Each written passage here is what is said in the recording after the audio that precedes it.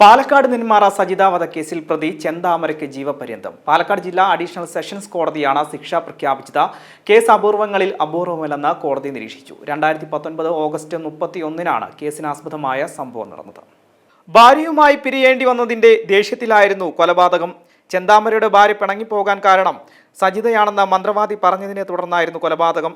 വീടിന്റെ പിറകുവശത്തുള്ള വാതിലിലൂടെ അകത്തു കയറിയാണ് സജിതയെ വെട്ടിയത്. തുടർന്ന് പോത്തുണ്ടി വനമേഖലയിൽ ഒളിച്ചു കഴിയുകയായിരുന്ന ചെന്താമരയെ 2 ദിവസത്തെ തെരച്ചിലിനൊടുവിലാണ് പിടികൂടിയത്. പ്രതിയായ ചെന്താമരയ്ക്ക് പരമാവധി ശിക്ഷ നൽകണമെന്നാണ് പ്രോസിക്യൂഷൻ വാദം. 14-ന് പ്രതി ചെന്താമര കുറ്റക്കാരനാണെന്ന് കോടതി വിധിച്ചിരുന്നു. കൊലപാതകത്തിന് പുറമെ വീട്ടിൽ അതിക്രമിച്ച് കടക്കൽ, തെളിവ് നശിപ്പിക്കൽ കുറ്റങ്ങളെല്ലാം തെളിഞ്ഞതായി കോടതി വിധിച്ചു. 3 മാസത്തിനകം അന്വേഷണ സംഘം കുറ്റപത്രം സമർപ്പിച്ചു.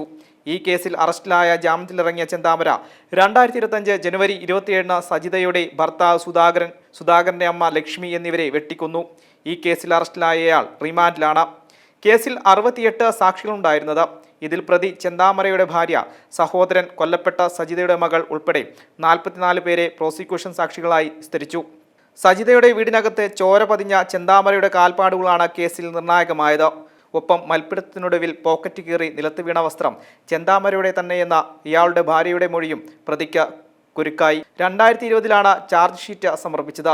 2025 ഓഗസ്റ്റ് 4-ന് സാക്ഷി വിസ്താരം ആരംഭിച്ചു. സജിത കൊലക്കേസിൽ ജാമ്യത്തിലിറങ്ങിയ ശേഷം ജനുവരിയിലാണ് ചെന്താമര സജിതയുടെ ഭർത്താവ് സുധാകരൻ, ഭർത്തൃമാതാവ് ലക്ഷ്മി എന്നിവരെ കൊലപ്പെടുത്തിയത്. M5 news, Palakkad.